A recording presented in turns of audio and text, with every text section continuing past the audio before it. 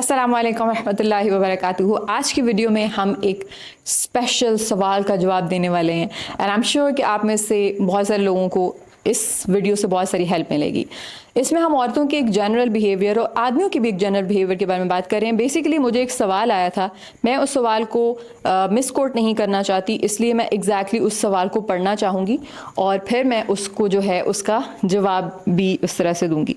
तो जी सवाल कुछ इस तरह से है कि मैम मेरा रिश्ता हुआ था लास्ट ईयर, पसंद करते हैं एक दूसरे को पहले से, लेकिन जब से रिश्ता हुआ है हमारी लड़ाई ही होती है 4 मंथ से। उसने बात तक नहीं की मुझसे, हमेशा मैं ही सॉरी करता हूँ, गलती चाहे किसी की भी हो वो हमेशा मुझे गलत कहती, घर वालों को कि मेरी गलती। मैं बहुत ओवर थिंकिंग भी करता हूँ, अपनी बात भी नहीं शेयर कर सकता किसी से। मैं उसके साथ क्या करूँ कि मैं क्या करूँ, मैं उसको कैसे ठीक करूँ, मैं क्या करूँ। ओके तो जी आते हैं सवाल की तरफ, जवाब की तरफ। द थिंग इज, इस मामले में मैं क्या सोचती हूँ मैं तो आपको अपना जवाब दूंगी, but I would really like to know from you guys कि इस मामले को समझते हुए आप इस मामले में क्या, अगर आप मेरी जगह पे हों तो आप इसका क्या जवाब देंगे। सेकेंड थिंग इज कि मैं जब जवाब दूंगी I would really like to know from you कि आप इस जवाब के बारे में आपकी क्या ख्यालात हैं। अच्छा, जो मुझे इस इतने से मैसेज से, जो इतने से कमेंट से जो मुझे समझ आई है, मैं उसकी बेसिस पे गाइड कर रही हूँ। ऑब्वियसली मैं इस केस की पूरी डिटेल्स नहीं जानती हूँ और इसी तरह से थेरेपी जो है वो जनरली जब हम यूट्यूब वीडियो कर रहे होते हैं और जब हम थेरेपी में किसी से बात करते हैं तो ये मुख्तलिफ इस तरह से होती है कि हम जनरली बात कर रहे होते हैं, आम बात कर रहे होते हैं, लेकिन जो थेरेपी होती है वो स्पेसिफिक आपके मसलों के लिए होती है। यानी हर इंसान यूनिक है, उसकी लाइफ का सिचुएशंस मुख्तलिफ हैं, उसकी स्ट्रगल्स मुख्तलिफ हैं, उसके चैलेंजेस मुख्तलिफ हैं। सो थेरेपी आपकी एग्जैक्ट चैलेंजेस, आपकी एग्जैक्ट प्रॉब्लम्स, आपकी एग्जैक्ट फीलिंग्स, आपकी एग्जैक्ट कंसर्न्स को वो करती है, एड्रेस करती है। सो ये एक जनरल ओपिनियन है। So obviously nitty gritty details मुझे नहीं पता, लेकिन मैं कोशिश करूँगी कि मैं इसमें जो मुझे ओवरऑल समझ आई है, जैसे एक हकीम जो होता है उसको एक नब्ज़ पकड़ के मरीज़ की थोड़ी बहुतें समझ आ जाती है, इसी तरह से थेरेपिस्ट को भी जब कोई हमारे से बात करता है या अपनी शेयर कर रहा होता है इस तरह से, तो हमें भी किसी न किसी हद तक अंदाज़ा हो जाता है कि इस इंसान की क्या प्रॉब्लम है। देखिए, पहली बात तो आपको ये बात समझनी है कि अगर एक रिश्ते में मुसलसल आप ही गलत हैं और आपको ऐसा पोर्ट्रे किया जा रहा है कि जैसे गलती आप ही की है और फिर आप उस चीज़ के लिए माफ़ी भी मांग रहे हैं, तो ये एक बहुत टॉक्सिक रिलेशनशिप है। ठीक है, कभी भी ऐसा नहीं हो सकता कि दो लोगों की आपस में लड़ाई हुई है या कॉन्फ्लिक्ट हुई है। पहली तो बात यह है कि कॉन्फ्लिक्ट होना एक हेल्दी चीज़ है और हमें उसको रिजॉल्व करना आना चाहिए, लेकिन फ़ाइट कोई इतनी हेल्दी चीज़ नहीं है। फ़ाइट तब होती है जब हम कॉन्फ्लिक्ट को रिजॉल्व करने की बजाय एक दूसरे के ऊपर अटैक करना शुरू कर देते हैं। एक कोई मुंह बना लेता है और एट टाइम्स दूसरा भी मुंह बना लेता है और फिर कोई एक पहल करता है और दोबारा से हम उसी जगह पे आ जाते हैं और उसके बाद फिर वही साइकिल जो है वो दोबारा रिपीट हो रहा होता है। सो ये एक सॉर्ट ऑफ टॉक्सिक रिलेशनशिप होता है।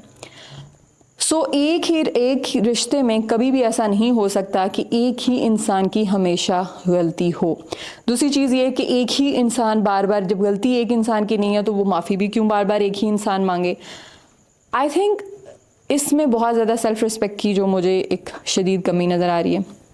एंड रिमेंबर, जब तक आप अपने आप को रिस्पेक्ट नहीं करते हैं वो आपको रिस्पेक्ट नहीं करेगी।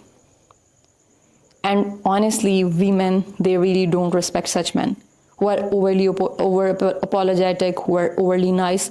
हर चीज़ में आप बस अपनी गलती मान के, just because कि आप उस रिश्ते को चलाना चाहते हैं, you need that person, you just want to stay in contact with her, you just want to talk to her and you're just going to any lengths। आप कुछ भी करने के लिए तैयार हैं, चाहे उसका मतलब आपकी अपनी जो डिग्निटी है, आपका जो सेल्फ रिस्पेक्ट है, उसको कॉम्प्रोमाइज़ करना है। So never ever do that. If you are really think कि आपकी ही गलती है और जेन्युइनली आपसे हुआ है, go ahead and apologise. That is masculine enough, that is divine masculinity, where you own your mistakes and you are taking responsibility for that, और next time you are trying to make amendments about that, like आप उससे वो गलती दोबारा से repeat ना करें, आप उस पर बेहतर करने की कोशिश करें। लेकिन अगर आपकी गलती नहीं है और आप उस पर रिश्ता चलाने के लिए माफ़ी मांग रहे हैं तो इसका मतलब है कि you are becoming needy there. आप चेज़ कर रहे हैं, जैसे आप बस किसी भी तरह करके उस रिश्ते को मेंटेन करना चाहते हैं, और ये चीज़ जो है वो सेल्फ रिस्पेक्ट की ऑपोजिट है। ठीक है। और जब आप ही उसका मुजाहरा नहीं करेंगे तो एक ख़ातून कैसे, मतलब वी नो कि औरतें कभी भी एक आदमी जो उनको चेस करता है वो उसको रिस्पेक्ट नहीं करती हैं। और ख़वातीन की नेचर होती है, इनफैक्ट हर ह्यूमन बींग की नेचर होती है कि आप, और स्पेशली वीमेन की, कि आप जितना वो they are always looking for boundaries. अगर आप उनके साथ लिमिट सेट नहीं करेंगे वो आपकी लिमिट्स को पुश करती जाएंगी करती जाएंगी करती जाएंगी, जस्ट लाइक अ चाइल्ड, ठीक है, जस्ट लाइक अ टॉडलर।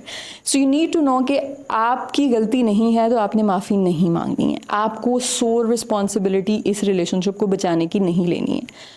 ये अगेन एक बहुत मेजर रेड फ्लैग होता है कि हम में से बहुत सारे लोग अपने ताल्लुक़ को बचाने की पूरी जिम्मेदारी अपने कंधों पर डाल लेते हैं कि जैसे मैंने ही ख्याल रखना है, मुझे सब कुछ सही करना है, कोई बात नहीं, मैं ही माफ़ी मांग लूँ, मैं ये कर लूँ। नहीं, ये म्यूचुअल होता है, आपकी भी रिस्पॉन्सिबिलिटी है, दूसरे इंसान की भी रिस्पॉन्सिबिलिटी है।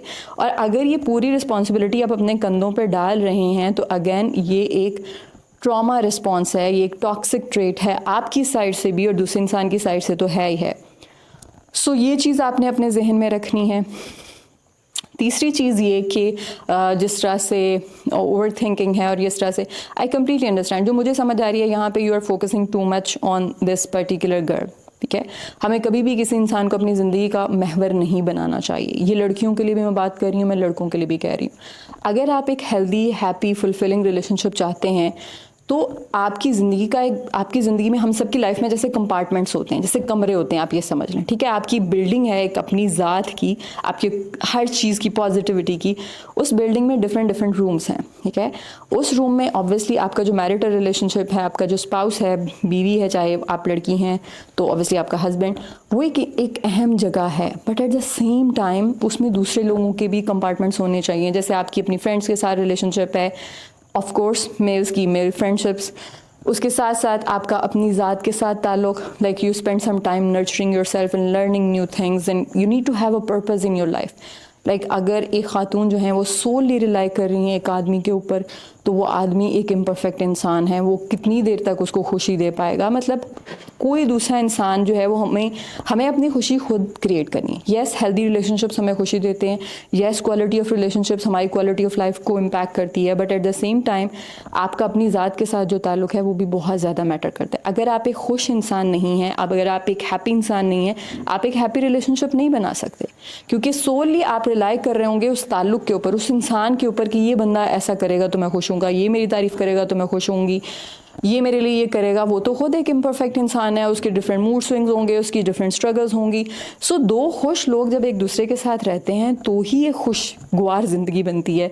ऐसा पॉसिबल नहीं है कि हम अपनी सारी के सारे जो जिसे कहते हैं अंडे एक ही टोकरी में डाल दें। तो ठीक है, इम्पॉर्टेंस होनी चाहिए, हस्बैंड की अपनी जगह पे बहुत इंपॉर्टेंस है, बीवी की अपनी जगह पे बहुत इंपॉर्टेंस है, बट अदर देन दैट भी आपकी लाइफ में चीज़ें होनी चाहिए। हमारी क्या होता है कि यंग एज में बहुत सारे लोग अपनी मंगनियाँ जहाँ हुई होती हैं या जो गर्लफ्रेंड्स होती हैं, again I am not approving here or endorsing here this culture, but this is what is happening here.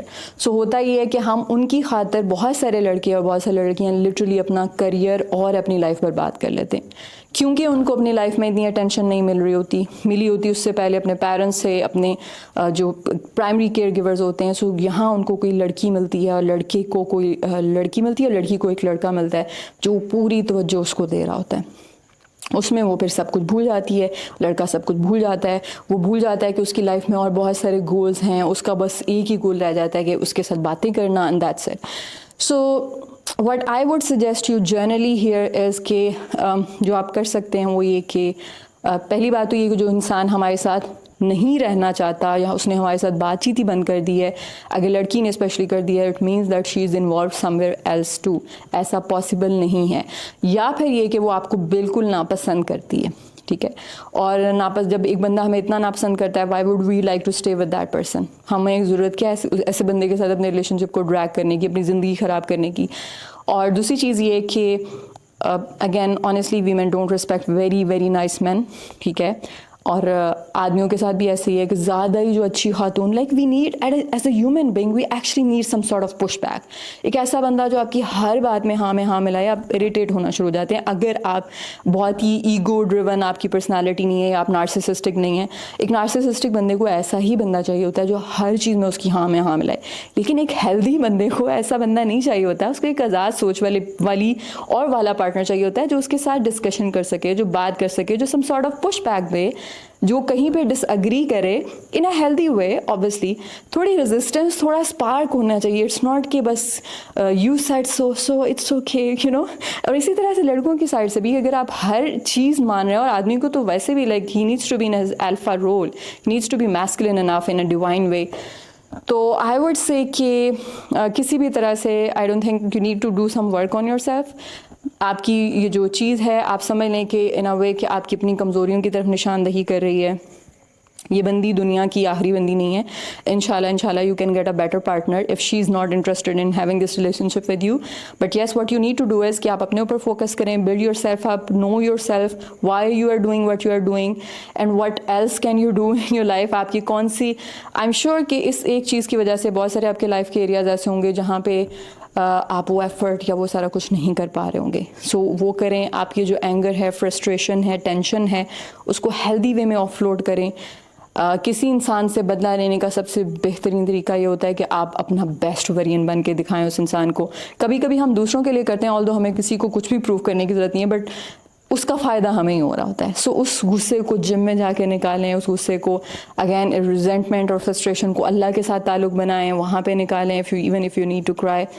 So yeah, this is a general reply to your question. I would love to know from you guys, what do you think about this? So अपना बहुत ख्याल रखिएगा और अपना feedback देना ना भूलिएगा। अस्सलाम वालेकुम रहमतुल्लाहि व बरकातुहू।